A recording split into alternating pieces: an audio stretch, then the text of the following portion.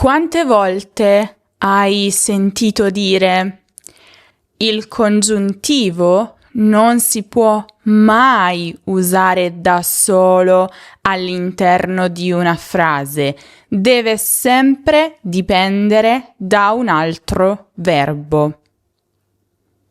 Molte volte. E infatti questo è vero, ma sapevi che esiste anche il cosiddetto congiuntivo indipendente?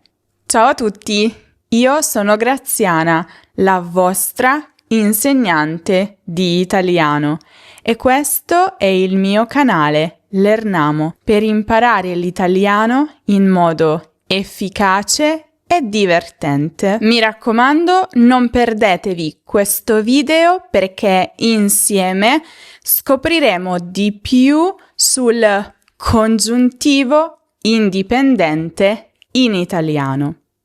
Ma esattamente cosa vedrete in questo video? Prima di tutto scopriremo cos'è il congiuntivo indipendente e perché si chiama così. Poi ci occuperemo dei diversi tipi di congiuntivo indipendente, analizzando tutti i casi principali con tantissimi esempi pratici. E infine, come sempre, faremo un esercizio pratico per mettere subito in pratica quello che avete imparato. Allora, facciamo chiarezza. Cos'è il congiuntivo indipendente? Normalmente, quando studiamo il congiuntivo, lo troviamo sempre in frasi dipendenti, giusto? Per esempio, penso che tu abbia ragione, oppure voglio che tu venga con me. In tutti questi casi il congiuntivo dipende da un altro verbo, il verbo principale, penso, voglio. E in effetti vi ho sempre detto che dopo forse, probabilmente, non dovete utilizzare il congiuntivo, proprio perché non dipende da un altro verbo. E tutto questo resta vero. Ma, sorpresa, il congiuntivo può anche essere indipendente, cioè può apparire in frasi che stanno in piedi da sole, senza dipendere da un'altra frase. Ecco perché si chiama proprio indipendente. È libero, come un uccello. Ora vediamo un po' tutti i casi principali in cui utilizziamo il congiuntivo indipendente. Attenzione perché sono tutti diversi e ognuno ha la sua funzione specifica. Primo caso: congiuntivo esortativo. Il congiuntivo esortativo si utilizza per dare ordini, per inviti, esortazioni.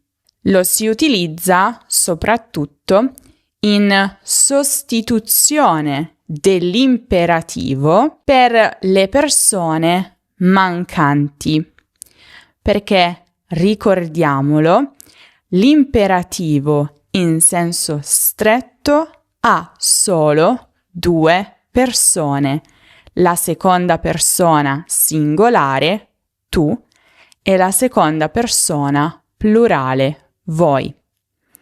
Per tutte le altre, eccetto la prima singolare che non esiste, quando vogliamo dare ordini, comandi, utilizziamo il congiuntivo esortativo, ad esempio per la terza persona singolare e plurale, per il lei di cortesia, per la prima persona plurale, noi. Infatti, esprimere ordini, comandi in questo modo è molto elegante, formale. Entri pure, signora. Entri. Venga con noi, professore. Venga, no? Notate come è un invito, però formale. Si accomodino, prego. Questo è un invito formale, cortese, però al plurale. Stia attento. Ordine, però sempre alla terza persona singolare, quindi molto più formale. Facciano ciò che vogliono. Loro facciano. È un po' un ordine, però alla terza persona plurale. Ma io ho menzionato anche la prima persona plurale. Cosa succede in questo caso? Andiamo al cinema. Facciamo una pausa. Parliamo di questo problema. Ebbene sì, ho utilizzato anche in questo caso il congiuntivo esortativo. Ovviamente voi potreste non averlo notato perché il congiuntivo presente alla prima persona plurale è identico all'indicativo presente della prima persona plurale, però di fatto è un congiuntivo quello che sto utilizzando in questi casi. Continuiamo con la lezione, anche questo. Secondo caso di congiuntivo indipendente. Congiuntivo ottativo. Ottativo viene dal latino e significa desiderio. Infatti usiamo questo congiuntivo proprio per esprimere un desiderio, un augurio, una speranza. È spesso introdotto da parole come magari, se solo, oh se, almeno, oppure che. Può essere utilizzato sia per esprimere un desiderio realizzabile nel presente. Magari venisse. Non è qui, spero che lui venga. Ma si usa il congiuntivo ottativo anche per esprimere un rimpianto. Un rimpianto per un desiderio irrealizzabile nel passato. Ma vediamo degli esempi. Cominciamo con degli esempi con magari. Magari piovesse un po'. Fa caldissimo. Questo è un desiderio per il presente, il futuro. Magari avessi studiato di più. Rimpianto per un desiderio irrealizzabile nel passato. Non ho infatti studiato abbastanza. Magari vincessi alla lotteria. Chissà, forse un giorno. Magari ci fosse un corso sui verbi pronominali. No, questo non è un desiderio nel presente. Infatti, un corso sui verbi pronominali italiani c'è, esiste e l'ho realizzato proprio io. Si chiama Da non ce la faccio più a Ora me la cavo, i verbi pronominali in 30 giorni.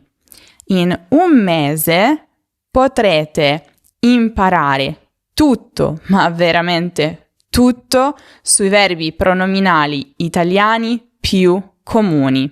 Ce ne sono tanti.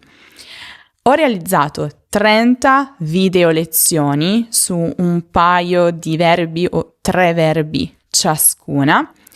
Queste video lezioni sono molto chiare, dirette, vanno dritte al punto perché il mio obiettivo era realizzare video brevi ma essenziali.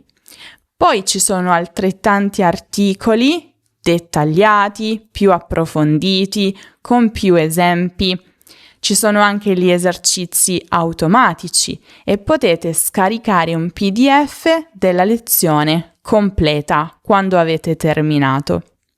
Tutto questo è vostro e ripeto, il mio obiettivo è stato creare una guida completa e dettagliata sui verbi pronominali. Ci sono molte informazioni, ma il corso ha un accesso illimitato, quindi potete guardare i video, consultare gli articoli tutte le volte che volete e che ne avete bisogno. Scoprite di più visitando questo link che vi ho lasciato anche in descrizione. Ma vediamo ancora più esempi con che. Che Dio ti benedica, che tu possa essere felice. Che il cielo ti aiuti. Esempi con se o se solo. Se solo avessi più tempo. Questo me lo dico ogni giorno. Oh, se potessi tornare indietro. Anche questo me lo dico ogni giorno, ma poi mi ricordo che la vita va avanti. Ah, se fossi ricca. Adesso vediamo anche qualche esempio con almeno. Almeno smettesse di piovere. Almeno mi avesse avvertito. Non lo ha fatto. Passiamo al terzo caso di congiuntivo indipendente, il congiuntivo concessivo.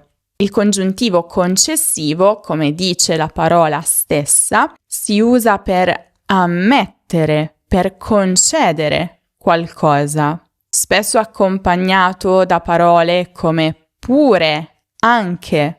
A volte è utilizzato senza introduttori, oppure introdotto da espressioni come ammettiamo che, sia pure che, anche se, sia anche come dici tu, ma io non sono d'accordo. Significa va bene, ammetto che è come dici tu, però io non sono d'accordo. Dica quello che vuole, a me non interessa. Può dire tutto quello che vuole, ma a me non interessa. Faccia pure come crede. Venga pure, tanto non cambierà nulla. Ammettiamo pure che la tua casa sia più piccola della mia. Non per questo devi provare odio nei miei confronti. Avete notato? È un po' come dire, ok, non voglio, ma ammetto questo punto.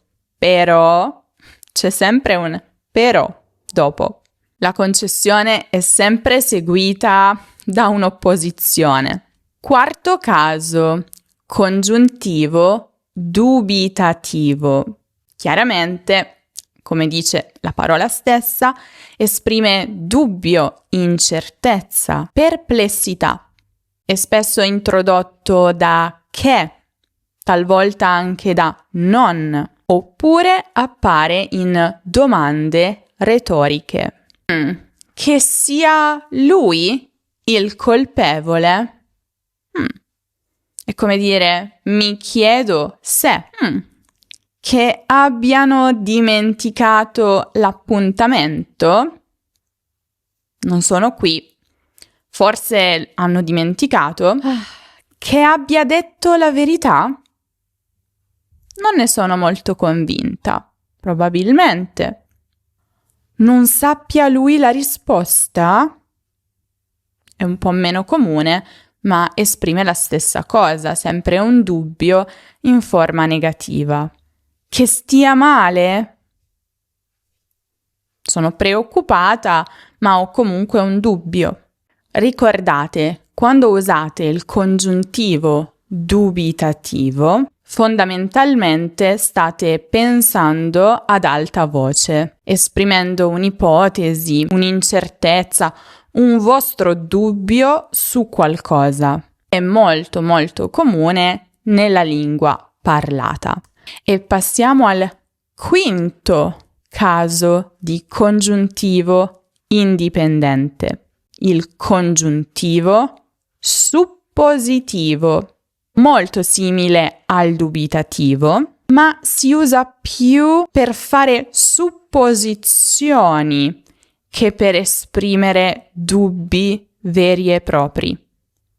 Spesso è introdotto da che o poniamo che o ancora ammesso che, supponiamo che, talvolta anche da e se con una domanda.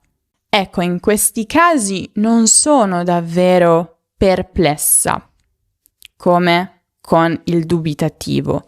Sto proprio facendo una supposizione. Immaginiamo questa cosa. Poniamo che tu abbia ragione. Cosa facciamo? Bene, supponiamo che loro non vengano. Bla bla bla.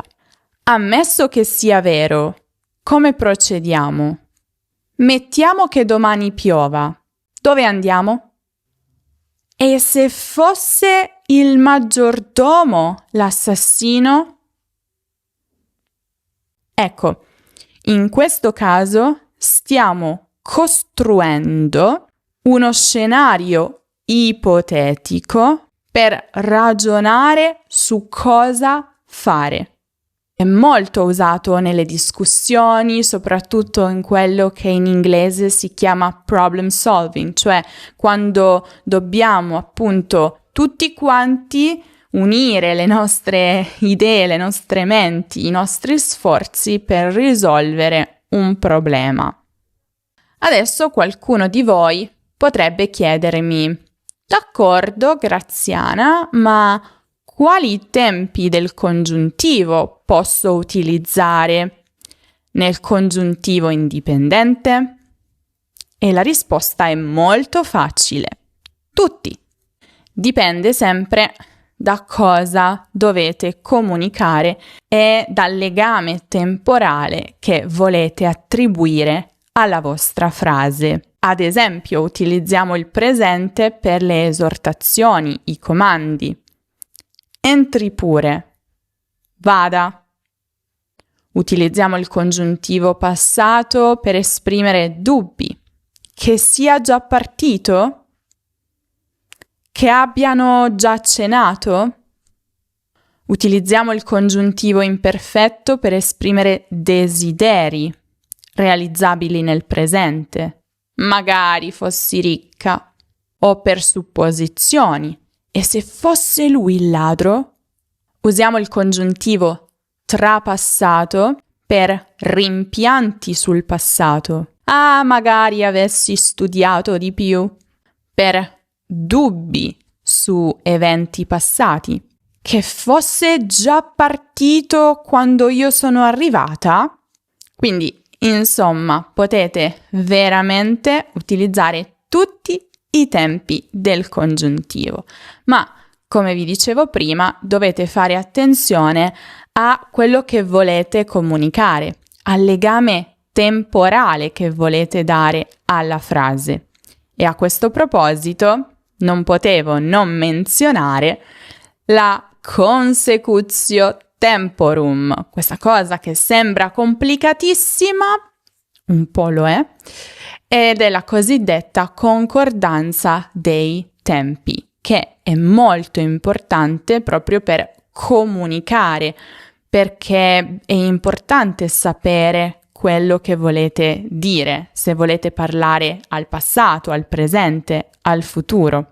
Ve ne parlo nel dettaglio nel video che trovate qui in alto nella card o giù in descrizione. Inoltre, per chi ancora non fosse iscritto alla nostra newsletter, vi suggerisco vivamente di iscrivervi adesso perché potete non soltanto ricevere una storia in diversi episodi in base al vostro livello per leggere cosa succede ai personaggi, ripassare la grammatica, fare gli esercizi, avere delle curiosità, ma allo stesso tempo ogni settimana vi mando con le mie manine anche delle curiosità sulla lingua, la cultura italiana, qualcosa che mi è successo durante la settimana. Insomma, vi tengo sempre aggiornati e ovviamente ricevete anche una notifica ogni volta che pubblico un nuovo video, ma per questo esistono anche i gruppi WhatsApp, Instagram e Telegram. Ma adesso siete pronti? Siete carichi per un bel esercizio? Mettiamo in pratica tutto quello che abbiamo imparato in questo video. Io vi darò delle situazioni e voi dovrete scegliere la frase corretta con il congiuntivo indipendente. Pronti? Voglio invitare formalmente il mio professore ad entrare. Cosa dico? Entra, professore! Entri, professore! Entrare, professore!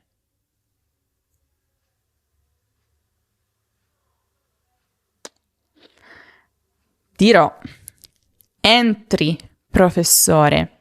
Devo usare il congiuntivo indipendente perché è un comando, un'esortazione, ma formale, con qualcuno a cui devo mostrare rispetto, con cui devo usare la forma di cortesia. Esprimo un desiderio difficilmente realizzabile sulla mia situazione economica. Magari sono ricca. Magari fossi ricca. Magari sia stata ricca.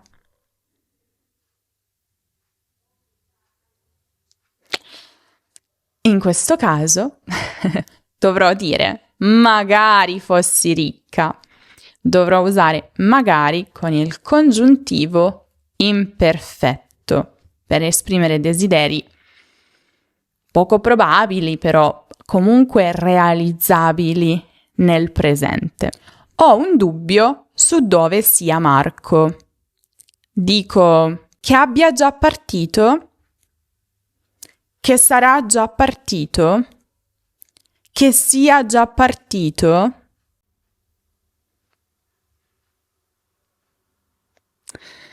Dovrò dire che sia già partito? È così, con il passato congiuntivo, che esprimo un dubbio attuale su un'azione passata. Voglio proporre ai miei amici di andare al cinema insieme. Dico: andiamo al cinema. Andate al cinema. Andare al cinema.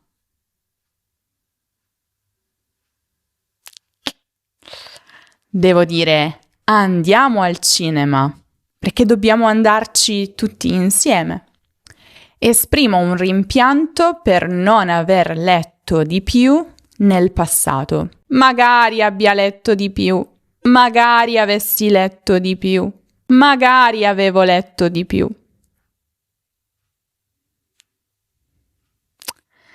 La risposta corretta è magari avessi letto di più.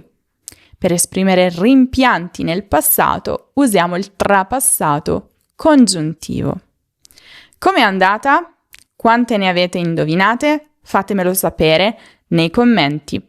E nei commenti utilizzate il congiuntivo indipendente in una frase con magari. Magari! Potete scegliere voi se parlare di un rimpianto del passato o di un desiderio del presente. Sono molto curiosa. Mi chiedo, che siano troppe informazioni quelle che vi sto dando in questo video? Spero di no, ma se così fosse, se avete bisogno di stampare la teoria, se avete bisogno di prendere appunti successivamente, vi ricordo che potete passare dal nostro sito web learnamo.com e lì troverete tutto quello di cui vi sto parlando, più degli approfondimenti, esempi che non ho menzionato nel video e gli esercizi automatici. Li trovate per questa lezione e per tutte le altre sul nostro sito web. Vi basterà cercare le parole chiave per quello di cui avete bisogno e, magicamente, più o meno, vi apparirà quello che vi serve. E ogni lezione, come vi dicevo, ha gli esercizi automatici per ripassare e anche un podcast per ascoltare la mia voce e la mia spiegazione quando e dove volete. Quindi visitate learnamo.com che ha una faccia tutta nuova in questo periodo. Ce l'abbiamo fatta! A proposito, vi ricordo di passare da questo link se volete scoprire di più sui verbi pronominali, sul corso che ho realizzato come guida completa al significato e all'uso di questi verbi. Veramente ne vale la pena. Ho ricevuto tanti commenti positivi, di questo vi ringrazio. E detto questo, vi ricordo di iscrivervi al nostro canale se ancora non lo avete fatto e lasciare un mi piace perché ci aiuta tanto anche con l'algoritmo. E non dimenticate anche di seguire Learnamo su tutti i social per tanti altri contenuti esclusivi che pubblichiamo solo lì. Con questo è tutto, io vi saluto, vi aspetto prestissimo in un nuovo video.